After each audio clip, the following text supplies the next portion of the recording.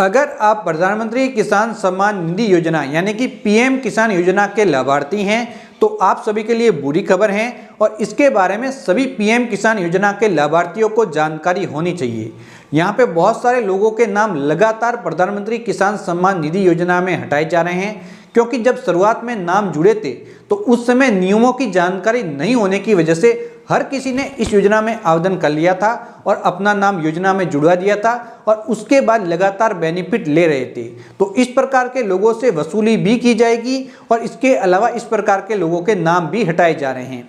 तो सबसे पहले मैं आपको बता देता हूं कि इसके अंदर जो इस समय नाम हटाए गए हैं उसके अंदर सबसे जो महत्वपूर्ण बिंदु हैं वह ये हैं कि परिवार के अंदर अगर पति व पत्नी दोनों अगर इस योजना का बेनिफिट ले रहे थे तो इस प्रकार के लोगों की अलग अलग तरीकों से पहचान की जा रही है, उनको वेरीफाई किया जा रहा है और जैसे ही कंफर्म हो जाता है कि पति पत्नी दोनों इस योजना का बेनिफिट ले रहे हैं तो तुरंत ही उनका नाम हटा दिया जाता है।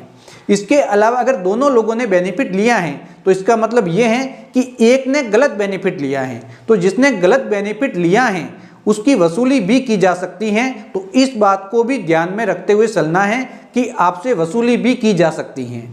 इसके अलावा कुछ एक ऐसे लोग जिसके पास 2 कैनाल से कम जमीन है तो उनको किसान नहीं माना जाता, ये भी आपको ध्यान में रखना है। जिसके पास 2 कैनाल से अधिक जमीन है वही किसान माना जाता है। अगर किसी के पास 2 कैनाल से कम जमीन है तो उसको किसान नहीं माना जाता। और इस प्रकार के जो अभी आवेदन हो रहे हैं उसके अंदर तो आवेदन नहीं हो रहे, लेकिन पहले जब आवेदन हुए थे तो बहुत सारे लोगों ने इस प्रकार के आवेदन भी कर लिए थे और अपना नाम योजना में जुड़वा दिया था। तो अभी इस प्रकार के लोगों की भी पहचान की जा रही है कि जिसके पास 2 कैनाल से कम जमीन है उनका नाम हटाया जा रहा है। लेकिन इससे संबंधित भी एक और जरूरी जानकारी है। कुछ एक लोगों ने क्या किया कि उसकी ज़मीन तो ज़्यादा थी, लेकिन जब पीएम किसान योजना का आवेदन किया तो उस समय जो 2 कैनाल से कम ज़मीन ऐड करवाई थी तो उनके नाम भी हटाए जाएंगे। वह किसान भी हैं, योग्य भी हैं, लेकिन ज़मीन कम ऐड हो रखी है इसलिए उनका नाम हटाया जाएगा। तो ये बात भी बहुत ज़्यादा ज़रूरी है और इसकी जानकारी भी आपको होनी चाहिए अगर आप प्रधानमंत्री किसान सम्मान निधि योजना के लाभार्थी हैं। तो 2 प्रकार के लोगों के बारे में हमने बात की। अब हम बात करते हैं तीसरे प्रकार के लोग, ऐसे लोग जो कि यहाँ पे इनकम टैक्स पेयर हैं तो उनके नाम भी हटाए जा रहे हैं और उनके नाम तो ऑलरेडी बहुत दिनों पहले हटाए जा चुके हैं, वह भी अयोग्य होते हैं। तो कोई इनकम टैक्स पेयर हैं तो उसको आवेदन नहीं करना है। इस समय कोई भी इनकम टैक्स पेयर इसका लाभ नहीं ले रहा है, उनके नाम ऑलरेडी हटाए जा चुके हैं, लेकिन बहुत सारे लोग नए आवेदन कर लेते हैं, उनके लिए मैंने ये जानकारी दी है। इसके अलावा जो पेशेवर होते हैं जैसे कि कोई वकील हो गया तो इस प्रकार के लोग होते हैं, इंजीनियर हो गए, तो वह भी इसके अंदर आवेदन नहीं कर सकते। इसके अलावा अगर 4th ग्रेड को छोड़ के जो संवैधानिक पदों पे लगे हुए लोग भी इसके अंदर आवेदन नहीं कर सकते, इस बात का भी ध्यान रखना है। यहाँ पर परिवार या फिर परिवार का कोई भी सदस्य आवेदन नहीं कर सकता।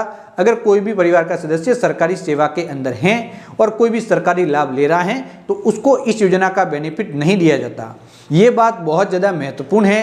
अगर आप गलत हैं तो आपको अपना नाम नहीं जुड़वाना है। भविष्य में हो सकता है कि आपसे वसूली की जाए और जितने पैसे लिए हैं उससे ज़्यादा बढ़ने ना पड़ जाए। तो इसलिए मैंने ये वीडियो बना के जानकारी दी।